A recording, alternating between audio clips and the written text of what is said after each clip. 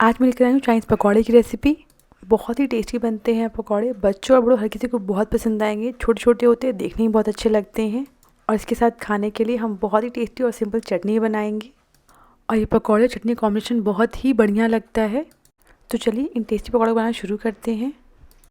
सबसे पहले एक बोल में 2 कप बिल्कुल बारीक कटा हुआ पत्ता गोभी ले लेंगे। आपके पास फूड चॉपर हो तो आप उसका इस्तेमाल करके पत्ता गोभी को बहुत आसानी से बारीक कट कर सकते हैं, या आप चाहें तो इसे बड़े ग्राइंडर जार में डालकर दरदरा क्रश कर सकते हैं। सो जो आपको तरीका आसान लगे उस हिसाब से आप पत्ता गोभी को कट कर लें। सो बेसिकली ये पकौड़ा सिर्फ पत्ता गोभी से बनता है। आप चाहें तो इसमें बारीक कटा हुआ गाजर, प्याज, शिमला मिर्च भी ऐड कर सकते हैं। अब इसमें 2 छोटे चम्मच नमक ऐड करेंगे और नमक को पत्ता गोभी के साथ अच्छे से हाथों से मसलते हुए मिक्स कर लेंगे और इसे हम 4 से 5 मिनट के लिए साइड में रख देंगे, जिससे जो पत्ता गोभी है ना वो पानी रिलीज कर देगा और थोड़ा सॉफ्ट हो जाएगा। 4 से 5 मिनट रेस्ट करने के बाद अब इसमें हम आधा चम्मच काली मिर्च का पाउडर ऐड करेंगे, 2 चम्मच अदरक लहसुन का पेस्ट। आप चाहें तो अदरक को कूट कर या फिर इन्हें घिस कर भी ले सकते हैं। बढ़िया कलर के लिए इसमें 1 बड़ा चम्मच कश्मीरी लाल मिर्च पाउडर ऐड करेंगे। तीखा पसंद है तो आप इसमें 1 चम्मच लाल मिर्च पाउडर भी ऐड कर दें इसी समय। पकौड़े में बिल्कुल बाजार जैसा कलर है, इसके लिए मैं इसमें 1 चम्मच रेड फूड कलर भी ऐड कर रही हूँ। यह बिल्कुल ऑप्शनल है, आप चाहें तो ऐड करें वरना स्किप भी कर सकते हैं इसे। अब इन सारी चीज़ों को पत्ता गोभी के साथ अच्छे से मिक्स कर लेंगे। बहुत ही टेस्टी बनते हैं ये पकौड़े। हमने इसमें लाल मिर्च पाउडर या फिर हरी मिर्च का इस्तेमाल नहीं किया है, जिसकी वजह से बच्चे भी इसे बहुत आसानी से खा सकते हैं। सारी चीज़ें अच्छे से मिक्स हो गई हैं। अब इसमें हम मैदा ऐड करेंगे, तो इसे थोड़ा थोड़ा करके ऐड करिएगा, इकट्ठे बहुत सारा नहीं ऐड करिएगा।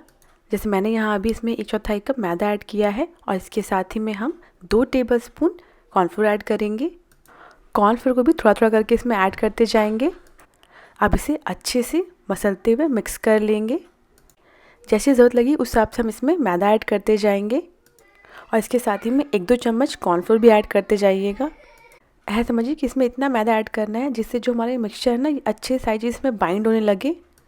बहुत ज़्यादा इस मिक्सचर को ड्राई भी नहीं करिएगा, हल्का सा मिक्सचर को हम गीला रखेंगे। एक बात का ध्यान रखिएगा, अगर आपने बहुत ज़्यादा कम मैदा लिया ना तो जब फ्राई करेंगे ना आप इन पकौड़ों को तो पत्ता गोभी के पीसेस बिल्कुल अलग अलग हो जाएंगे ऑयल में। पकौड़े बिल्कुल परफेक्ट बने, इसलिए इस मिक्सचर को बहुत ज़्यादा ड्राई नहीं करिएगा। लास्ट में इसके ऊपर थोड़ा सा पानी स्प्रिंकल करके इस तरीके से इसे गीला कर लेंगे। सो मिक्सचर परफेक्ट है नहीं ये चेक करने के लिए थोड़ा सा मिक्सचर हाथों पर लेकर इस तरीके से बॉल शेप बनाइएगा। यह आसानी से इस तरीके से राउंड शेप ले रहा है, मतलब हमारा बैटर बिल्कुल रेडी है। अब इसे हम थोड़े के लिए साइड में रख देंगे। नेक्स्ट फटाफट से एक सॉस का मिक्सचर बना लेते हैं। एक बोल में 1 चम्मच टोमेटो केचप ले लेंगे, 1 चम्मच ग्रीन चिली सॉस, इसकी जगह आप रेड चिली सॉस भी ले सकते हैं, 1 चम्मच सोया सॉस, 1 चम्मच विनेगर और कलर के लिए इसमें 1 चम्मच कश्मीरी लाल मिर्च पाउडर ऐड करेंगे। इन सारी चीज़ों को अच्छे से मिक्स कर लेंगे। सो बेसिकली इससे हमें चटनी बनानी है तो इसे थोड़ा पतला कर लेंगे। इसमें आधा कप पानी डालकर अच्छे से मिक्स कर लेंगे। ये चटनी पकौड़ों के साथ बहुत ही टेस्टी लगती है, आप बनाकर देखिए आपको बहुत पसंद आएगी। सो सारी चीज़ें अच्छे से मिक्स हो गई, अब इसे चटनी बना लेते हैं। पैन में 2 टेबलस्पून ऑयल ले लेंगे। ऑयल गर्म हो जाने के बाद इसमें 1 चम्मच बारीक कटा हुआ लहसुन डाल देंगे और 2 लंबाई में कटी हुई हरी मिर्च डाल देंगे। इन्हें कुछ सेकंड के लिए लगातार चलाते हुए भून लेंगे। गैस की फ्लेम को मीडियम रखिएगा और इसे 30 से 40 सेकंड के लिए लगातार चलाते रहिएगा। अब जो हमने सॉस का मिक्सचर रेडी किया था उसमें 1 कप पानी मिलाकर पैन में डाल देंगे और इनके साथ ही में इसमें स्वाद अनुसार नमक डाल देंगे। एक बार सारी चीज़ों को अच्छे से चलाकर मिक्स कर लेंगे। तो जब तक ये सॉस पक रहा है तब तक हम एक बोल में 1 चम्मच कॉर्नफ्लोर ले लेंगे और इसमें 3 टेबलस्पून पानी ऐड करेंगे और अच्छे से इन्हें मिक्स कर देंगे ताकि ज़रा भी इसमें लम्प्स ना रहें। कॉर्नफ्लोर के मिक्सचर वजह से हमारी ये जो सॉस है ना काफ़ी गाढ़ा बनेगा और इसी के साथ कॉर्नफ्लोर का मिक्सचर बिल्कुल रेडी है।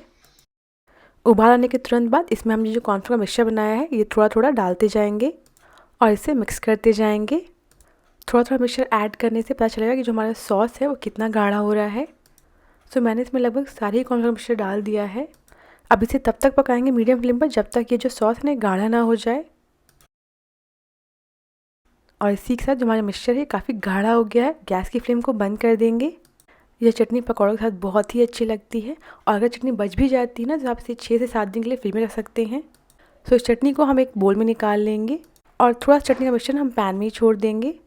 नेक्स्ट अब पकौड़े बना लेते हैं। हाथों पर अच्छे से पानी लगा लेंगे जो हमने पत्ता गोभी का मिक्सचर रेडी किया था उसमें छोटे छोटे बॉल साइज़ का मिक्सचर लेकर ऑयल में डालते जाएंगे। हाथों पर पानी लगाने की वजह से यह मिक्सचर हाथों पर चिपकता नहीं है और आप बहुत आसानी से छोटे छोटे बॉल बना पाएंगे। एक बार में जितनी जगह हो कढ़ाई में उतने पकौड़े आप डाल दें एक बारी में। सारे पकौड़े डालने के बाद इन्हें 2 मिनट के लिए बिल्कुल टच नहीं करिएगा, इन्हें धीरे धीरे पकने देंगे। 2 मिनट बाद इसे एक बार चला लेंगे। अब इसमें बहुत सारे बबल्स दिख रहे होंगे आपको। जब ये पक जाएंगे ना तो बबल्स काफ़ी कम हो जाएंगे।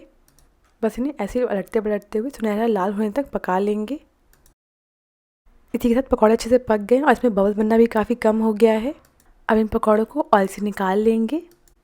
पकौड़े बाहर से बहुत ही क्रिस्पी बने हैं और छोटे छोटे हैं, देखने और खाने में बहुत अच्छे लगते हैं।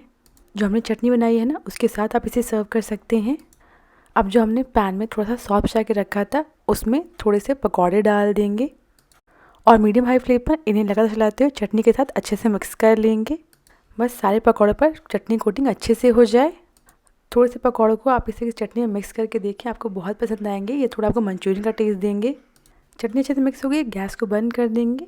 लास्ट में इसके ऊपर थोड़ा सा स्प्रिंग अनियन से गार्निश कर लेंगे, यह बिल्कुल ऑप्शनल है।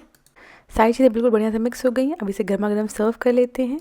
सो पकौड़ों को आप इस तरीके से भी सर्व कर सकते हैं, थोड़े से जूसी, खाने में ये भी बहुत अच्छे लगते हैं। सेम पकौड़े और चटनी के साथ आप इस तरीके से एक नई डिश बना सकते हैं। बाहर से क्रिस्पी और जूसी, अंदर से सॉफ्ट, खाने में बहुत ही टेस्टी लगते हैं ये भी। और बाकी बचे हुए पकौड़ों को आप सिंपली चटनी के साथ सर्व करें। एक बार इस चाइनीज़ पकौड़े की रेसिपी को ज़रूर ट्राई करें, आपको ये बहुत पसंद आएगा। अगर आपको रेसिपी पसंद आई हो तो प्लीज़ मेरे चैनल को सब्सक्राइब करना ना भूलें।